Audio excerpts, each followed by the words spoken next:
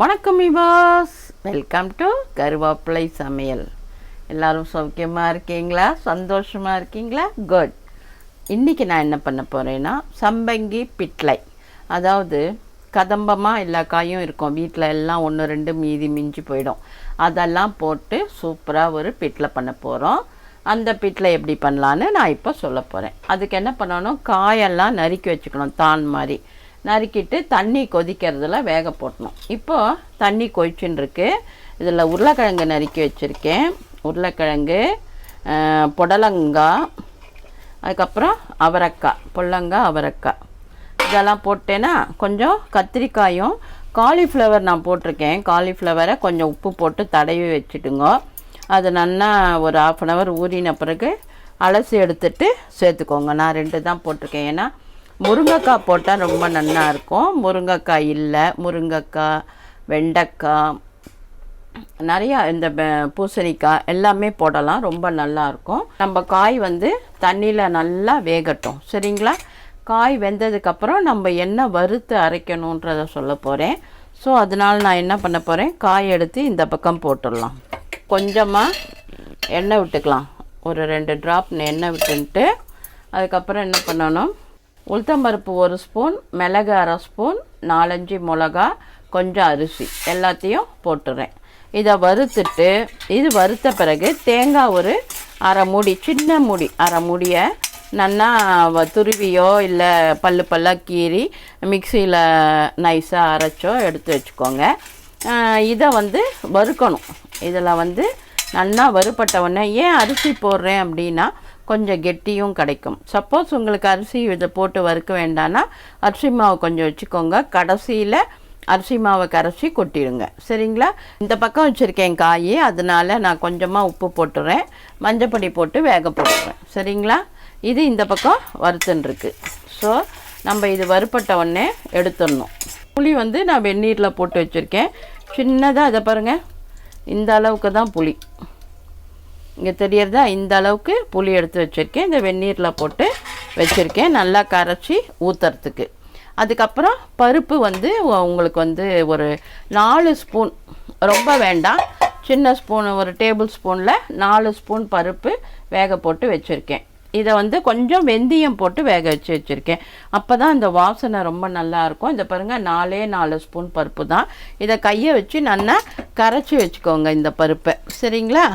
இப்போது நம்ம என்னென்ன பண்ணியிருக்கோம், பருப்பு 4 ஸ்பூன் வேக போட்டு வச்சுருக்கோம், கொஞ்சமாக ஒரு 1/4 ஸ்பூன் வெந்தயம் போட்டு வேக வச்சுருக்கோம்.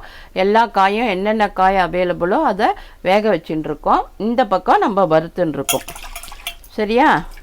இந்த காய் வேகும்போதே கொஞ்சமாக கருவேப்பிலையும் போட்டுடுவோம், அதுவும் கொஞ்சம் அந்த வாசனை ரொம்ப நல்லாயிருக்கும். இப்போ இதை நம்ம வறுக்கிறோம். இதை வறுத்து முடிச்சுட்டு இதை நல்லா வறுபட்டவுடனே இதில் தேங்காயும் போட்டு வறுக்கணும். இப்போ நான் உங்களுக்கு இந்த டைமில் வறுக்கிற நேரம் தானே, அப்போ ஒரு கதை சொல்கிறேன் நான் உங்களுக்கு. அதாவது ஒரு நம்மளோட சிவன் கோவில், அதில் கும்பாபிஷேகம் நடக்க போகிறது. அதனால சுண்ணாம்பெல்லாம் அடிக்க ஆரம்பிச்சுட்டாங்க. இது தென்கட்சி கோ சாமிநாதன் கதை தான் இது. அதை நான் படித்ததை தான் உங்ககிட்ட பகிர்ந்துக்கிறேன். அதாவது அந்த கோவிலில் புறாவை என்ன பண்ணுறாங்க, புறாலாம் என்ன பண்ணுறது, ஐயோ பெயிண்ட்டு சுண்ணாம்பெல்லாம் அடிக்கிறா, நம்ம இனிமேல் இங்கே இருக்க முடியாதுன்னு சொல்லிட்டு எதிர்த்தாப்பில் ஒரு சர்ச் இருந்து தான் அங்கே போய் எடுத்துங்களாம். இங்கே எல்லாம் வேலை நடக்குது. சர்ச்சில் என்னாச்சு, திடீர்னு கிறிஸ்மஸ் வந்தவுடனே அவங்களும் வெள்ளடிக்க ஆரம்பிச்சிட்டாங்க. என்ன பண்ணிட்டு புறா கொஞ்ச நேரம் யோசனை பண்ணிச்சு, பள்ளிவாசலுக்கு போயிடுது. ஸோ ஏற்கனவே அந்த சர்ச்சில் இருந்த புறா, நம்ம புறா எல்லாம் ஒன்றா சேர்ந்து பள்ளிவாசலுக்கு போயிடுச்சு. பள்ளிவாசல்லையும் கொஞ்சம் புறா இருக்குது. ஸோ எல்லா புறாவும் அங்கேயே தான் வாழ்ந்துட்டுருக்கு, ஒரே இடத்துல. அப்போ இந்த மாதிரி வாழ்ந்துட்டு இருக்கும்போது ஒரு நாள் என்ன எடுத்து பள்ளிவாசலில் ஏதோ ரம்மலான் ஏதோ அவங்க புதுப்பிக்க போயிட்டாங்க. அந்த மாதிரி சுண்ணாம்படிக்க ஆரம்பித்தோடனே என்ன பண்ணிட்டு, என்னடா நம்ம ஒன்றா இங்கே மாறிட்டோம், சரி ஓகே அப்படின்னா, ஆஹா நம்ம சிவன் கோவிலில் கும்பாபிஷேகம்லாம் முடிஞ்சிட்டு ரெடியாக இருக்கேன், நம்ம எல்லோரும் அங்கே போயிடலான்ட்டு இந்த 3 சிவன் கோவிலில் வாழ்ந்த புறா, சர்ச்சில் வாழ்ந்த புறா, பள்ளிவாசலில் எல்லாம் சேர்ந்து சிவன் கோவிலில் போய் உக்காந்துருக்கு. ஒரு நாள் என்னாச்சு, பயங்கர கலவரம், ஒருத்தர் அடிச்சுக்கிறாங்க, இது பண்ணிக்கிறாங்க. இந்த புறாலாம் அந்த உயரமான கோபுரத்துலேருந்து பார்க்கறது. பார்த்துட்டு என்ன பண்ணுறது, ஒரு குட்டி புறா, ஒரு அம்மாவோட குழந்தை அது கேட்குறது, அம்மா எதுக்குமா இந்த ஜனங்கள்லாம் இப்படி அடிச்சுக்கிறாங்க, வெட்டுவேன் குத்துவேன்ற மாதிரி, என்னம்மா காரணம் அப்படின்னு கேட்குறாங்க. அப்போது அவங்க சொல்கிறாங்க, அவங்க வந்து இனக்கலவரம், நீ முஸ்லீம் நான் கிறிஸ்டின் இந்துன்னு அடிச்சுக்கிறாங்க. அப்போது நமக்கெல்லாம் என்னம்மா பேர், நம்ம இங்கே சிவன் கோவிலில் இருக்கனால சிவன் புறான் பேரா அப்படின்லாம் கேட்குறது. அப்போ சொல்கிறாங்க, நம்ம வந்து சிவன் கோவிலில் இருந்தோம், சிவன் கோவிலில் இருந்தாலும் புறா தான், நம்ம சர்ச்சில் இருந்தாலும் புறா தான், மசூதியில் இருந்தாலும் நம்ம புறா தான், நமக்கு எப்போவுமே பேர் மாறுறதில்ல, எல்லாருக்கும் ஒரே பேர் புறா தான், இந்து புறா, கிறிஸ்டின் புறா, முஸ்லீம் புறா அப்படிலாம் நமக்கு கிடையாது. ஸோ ஆனால் இந்த ஜனங்களுக்குள்ள கருத்து வேறுபாடு, இன வேறுபாடு, மத வேறுபாடெல்லாம் இருக்கிறதுனால அடிச்சுக்கிறாங்க. அதனால தான் நம்மலாம் அந்த மாதிரி எந்த பாகுபாடும் இல்லாமல் புறான் இருக்கிறனால தான் நம்ம கோபுர உச்சியில் இருக்கோம், இவங்கெல்லாம் கீழே இருக்காங்க அப்படின்னு அந்த புறா சொல்லிச்சான். இதுலேருந்து நமக்கு என்ன தெரிஞ்சது அப்படின்றத நான் உங்ககிட்ட விட்டுறேன், நீங்கள் டிசைட் பண்ணிக்கோங்க, சரிங்களா? இப்போ நம்ம சிம்மில் வச்சதுனால நல்லா வறுபட்டுருது, நல்லா வறுத்துட்டு இப்போ இதை நம்ம எடுத்துட்டு இந்த சூட்டுலேயே அணைச்சிட்டு, பாண்டியை அணைச்சிட்டு நம்ம தேங்காயை வறுத்துப்போம், சரிங்களா? தேங்காய் என்ன பண்ணுவோம், வறுத்துப்போம். தேங்காய் அரை மூடி போட்டு வச்சுருக்கேன், அந்த தேங்காயை இந்த சூட்டுலேயே வறுத்துக்கலாம். அணைச்சிடுறேன் நான், அந்த சூட்டுக்கே அது வறுபட்டுடும், அது போகிறோம். இந்த பக்கம் காய் வந்து வேகட்டும், வெந்த பிறகு நான் உங்களுக்கு காமிக்கிறேன். அதுக்குள்ளே நம்ம என்ன பண்ணலாம், இந்த புளியை கரைச்சி வச்சுக்கலாம். இந்த புளி என்ன பண்ணணும், நம்ம நல்லா கரைச்சி வடிகட்டி வச்சுக்கணும், சரியா? இந்த காய் வெந்துடுத்துனா இந்த புளியை ஊற்றிடணும். புளி வாசனை போனவுடனே நம்ம அரைச்சி எடுத்து ரெடியாக வச்சுப்போம். நான் போய் அரைச்சின்னு வந்துடுறேன். அதுக்குள்ளே இந்த புளியை நல்லா கரைச்சி வச்சுடுவோம். கரைச்சிட்டு வடிகட்டி ஊற்றிட்டோன்னா நமக்கு புளி வேலை ஓவர் ஆகிடுது. ஸோ காயும் நீங்கள் இதே மாதிரி தண்ணி போட்டு வேக வச்சு எடுத்து அந்த தண்ணியிலே அப்படியே புளியை கரைச்சி கொட்டிடலாம். அப்படி இல்லை எங்களுக்கு சீக்கிரம் ஆகணும் அப்படின்னா ஒரு பேனில் வந்து ஒரு குக்கரில் வந்து ஒரு பாத்திரம் வச்சு அதுக்குள்ளே இந்த காயெல்லாம் போட்டு மூடிட்டிங்கன்னா ஒரு விசிலோ 2 விசிலோ நல்லா வெந்துடும். நீங்கள் அப்படியும் பண்ணலாம். நான் உங்களுக்கு தெரியட்டும் அப்படின்றதுக்காக இப்படி பாண்டியில் போட்டிருக்கேன். நானே நார்மலாக என்ன பண்ணுவேன், சீக்கிரமாக வேலை ஆகணுன்னா இப்போ அந்த சின்ன குக்கர் பேன் வச்சுருக்கேன், அதில் எல்லாத்தையும் போட்டு ஒரு அரை டம்ளர் தண்ணி விட்டு மூடிடுவேன். ஒரு 2 சவுண்டு விட்டுருவேன், வெந்துடும். அதுக்கப்புறம் அந்த தண்ணியை வேஸ்ட்டே பண்ண மாட்டேன். அதுலேயே பொரியை கரைச்சி கொட்டி கொதிக்கும்போது இதெல்லாம் கொட்டி பருப்பை கொட்டி கடுகு, உளுத்தம்பருப்பு, கொஞ்சம் வெந்தயம், பெருங்காயம் எல்லாம் தாளித்து கொட்டி கருவேப்பிலை போட்டோன்னா சூப்பரான சம்பங்கி பிட்டில் ரெடி ஆகிடும். அதோட வந்து இது வந்து நிறைய காயெல்லாம் இருக்கிறதுனால இதுக்கு இன்னொரு பேர் என்ன அப்படின்னா கதம்ப பிட்டில். அதாவது நம்ம பேர் வைக்கிறது நம்மளோட இஷ்டம். அந்த காலத்தில் சம்பங்கி பிட்லைன்னுவா. நம்ம இப்போல்லாம் அந்த பேரெல்லாம் நமக்கு தெரியறதா என்ன, தெரியறதில்ல. எல்லாத்துக்கும் சாம்பார், எல்லாத்துக்கும் சாம்பார்னு பேர் வச்சிடுறோம், அவ்வளோதான். அது மாதிரி அந்த நேம் புதுசாக நம்ம கொடுக்கும்போது குழந்தைகளுக்கும் ஒரு இன்ட்ரெஸ்ட் இருக்கும், நமக்கும் ஒரு இன்ட்ரெஸ்ட் இருக்கும், கொஞ்சம் டிஃப்ரெண்ட்டாகவும் இருக்கும். இதில் பாருங்கள், தனியாவே கிடையாது, அது ஒரு டேஸ்ட்டாக இருக்கும். நீங்கள் ட்ரை பண்ணி பார்த்துட்டு எனக்கு சொல்லுங்கள்.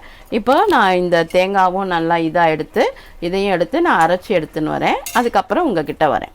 நம்மளோட காய் வந்து சூப்பராக வெந்தெடுத்து கொஞ்சமாக உப்பு மஞ்சப்பொடி போட்டு வெந்தெடுத்து இங்கே தாளித்து வச்சுருக்கேன். அதாவது கடுகு, உளுத்தம்பருப்பு, ஒரு மிளகா, கொஞ்சம் ஒரே ஒரு பிஞ்சு வெந்தயம், பெருங்காயம், கடைசியில் அணைச்சிட்டு பெருங்காயம், கொஞ்சம் கருவேப்பிலை போட்டு தாளித்து வச்சுருக்கேன் கடைசியில் போடுறதுக்கு. இப்போ நான் என்ன பண்ணியிருக்கேன், புளியை நான் காமிச்ச புளியை கரைச்சி வச்சுருக்கேன், அதை இதில் ஊற்றிட்டோம். கொஞ்சம் புளி வாசனை போட்டும், சரிங்களா? இது வந்து பாருங்கள், இதில் தனியாக இருக்காது, பருப்பும் நிறையா கிடையாது. இது பிட்டில் மாதிரி இருக்கும். சாம்பாரும் சொல்ல முடியாது, குழம்பும் சொல்ல முடியாது, ஒரு டிஃப்ரெண்ட் டேஸ்ட்டில் இருக்கும். ட்ரை பண்ணி பாருங்கள். ரொம்ப சிம்பிள் ஐட்டம்ஸ் தான், வீட்டில் இருக்கிற ஐட்டம்ஸை வச்சே பண்ணிடலாம். ரொம்பலாம் தேடணும், மெனக்கிடணும், அது வேணும் இது வேணும்னு இல்லை. நம்ம காயெல்லாம் பண்ணுறோம், எல்லா காயும் அரை கிலோ 1 கிலோ பண்ணுறோன்னா 3/4 கிலோ எவ்வளோ பண்ணுறோமோ ஒரு காய் எடுத்து வச்சோன்னு வச்சுக்கோங்க, ஒரு நாளைக்கு இந்த சம்பங்கி பிட்டில் நம்ம பண்ணிடலாம் ஈஸியாக. காயெல்லாம் தேடணும், தானெல்லாம் கொத்தவரங்காய், கத்திரிக்காய், கொத்தவரங்காய்லாம் பிஞ்சு கொத்தவரங்காய் போட்டு அவ்வளோ சூப்பராக இருக்கும். அதே மாதிரி கொத்தவரங்காய் வத்தல் அப்பளம் போட்டு அதெல்லாம் போட்டு குழம்பு பண்ணாலும் வீட்டில் டக்குன்னு எதுவுமே இல்லையா, கொத்தவரங்காய் வத்தல் இந்த வெயிலில் கொத்தவரங்காய் வேறு சீப்பாக கிடைக்கும் இந்த டைமில், அதை வாங்கி கொத்தவரங்காய் வத்தல் போட்டு வச்சுக்கோங்க. ஏன்னா அது கிளஸ்டர் பீன்ஸ் அப்படியே கொத்தாக காய்க்கும் கொத்தவரங்காய், அதனால அது ரொம்ப சீப்பாக தான் கிடைக்கும். அந்த டைமில் ஆக்சுவலாக நரம்பு மண்டலத்துக்கு ரொம்ப நல்லது கொத்தவரங்காய். அதனால் நீங்கள் கொத்தவரங்காய் அடிக்கடி சாப்பிடுங்க. அது லைட்டாக சிறு கசப்பு இருக்கே அப்படின்னு அதை ஒதுக்காதீங்க. ஒரு ஆவி வேக விட்டு எடுத்து வெயிலில் காய போட்டு வச்சுட்டிங்கன்னா நம்மளோட கொத்தவரங்காய் வத்தல் ரெடி. அதை நம்ம எண்ணெயில் பொரித்து பருப்பு ரசத்துக்கு, சாம்பாருக்கு எல்லாத்துக்கும் தொட்டுக்கலாம், சூப்பராக இருக்கும். அந்த வெத்தலையே போட்டு அப்படியே குழம்பும் பண்ணலாம், நல்லாயிருக்கும். ஸோ நீங்கள் கொத்தவரங்காய் வத்தலை போட்டு ஒன்றுமே இல்லைன்னா டக்குன்னு ஒரு குழம்பும் பண்ணிடலாம். பாருங்கள், உங்களுக்கு நான் நிறையா ஐடியாஸ் கொடுத்துருக்கேன், அதை ஃபாலோ பண்ணிக்கோங்க. இப்போது ஆக்சுவலாக நான் வெளியிலலாம் நிறைய போகிறேன், எல்லோரும் பார்க்குறீங்க. ஆனால் யாரோடையும் நின்று பேச முடியல, நீங்கள் வருத்தப்படாதீங்க. ஏன்னா நான் டைம் ஸ்லாட் வச்சுட்டு டக்குன்னு வேகமாக எல்லாத்தையும் முடிச்சுட்டு வீட்டுக்கு வரணும் அப்படின்னு ஒரு மைண்ட் செட்டை போட போகிறதுனால நான் அங்கங்கே நிற்கிறது இல்லை. அதுக்காக நீங்கள் யாரும் வருத்தப்பட வேண்டாம். எல்லாருக்கும் என்னோடய அன்பும் ஆசீர்வாதமும் வணக்கங்களும் கண்டிப்பாக உண்டு. சரியா? இப்போ புளி கொஞ்சம் வாசனை போயிடுத்தா? ஆமாம்மா. இந்த தேங்காய் இருக்கிறதுனால தேங்காயை நம்ம அப்புறம் கொட்டுவோம். இப்போ நம்ம என்ன பண்ணுவோம், வேக வச்ச பருப்பு இதை சேர்த்துப்போம். 4 ஸ்பூன் தான் வேக வச்ச பருப்பு. இத்தனை காய்க்கு எவ்வளோ போட்டிருக்கோம், 4 டேபிள் ஸ்பூன் பருப்பு, கொஞ்சம் வெந்தயம், கொஞ்சம் ஒரு 1/2 hour ஊற வச்சுட்டு வேக வச்சுட்டிங்கன்னா சூப்பராக வெந்துடும். கடைசியில் இது ஒரு கொதி வந்த உடனே நம்ம என்ன பண்ணணும், நம்ம அரைச்ச விழுதை அதில் போட்டுடணும். இப்போ காரம் உங்களுக்கு நிறையா தேவைப்படுது அப்படின்னா 2 மிளகாய் எக்ஸ்ட்ரா எடுத்துக்கலாம், ஒரு பச்சை மிளகாய் இதில் போட்டுக்கலாம், வாசனையாக நல்லாயிருக்கும். ஆக்சுவலாக கருவேப்பிலை தான் இருக்குது போல் இருக்குது. பச்சை மிளகாய் இருந்ததுன்னா ஒரு பச்சை மிளகாய் போட்டுக்கலாம்.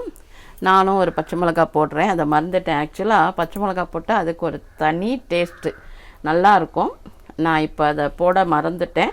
நீங்கள் வேணும்னா ஒரே ஒரு பச்சை மிளகாய் இந்த டைமில் சேர்த்துக்கலாம்.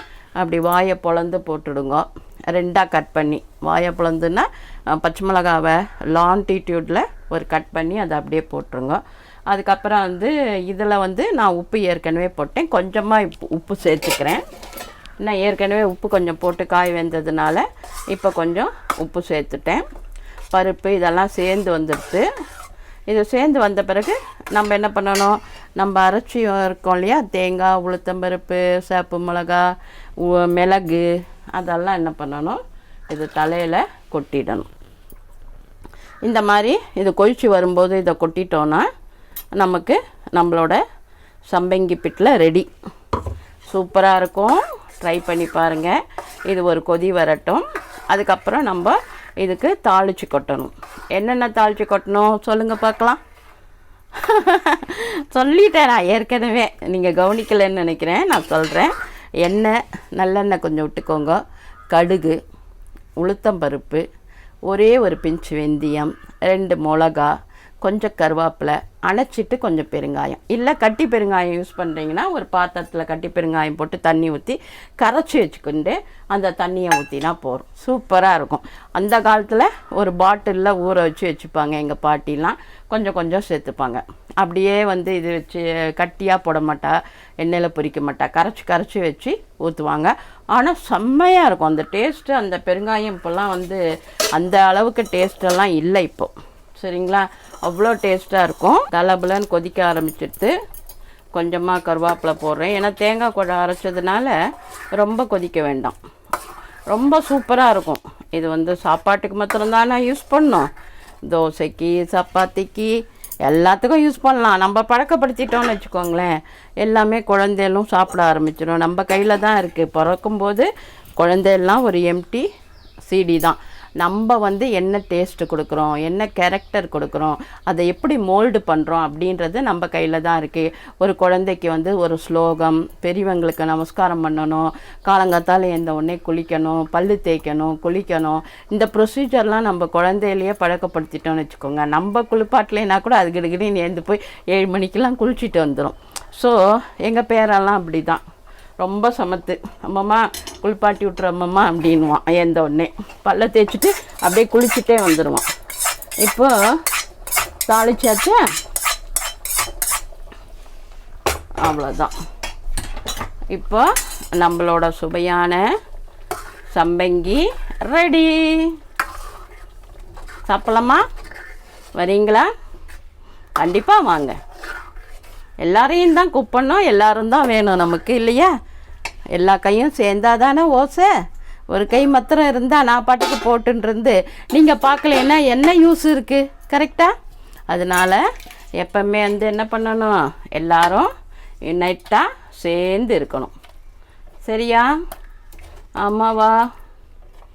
ஆமாம்.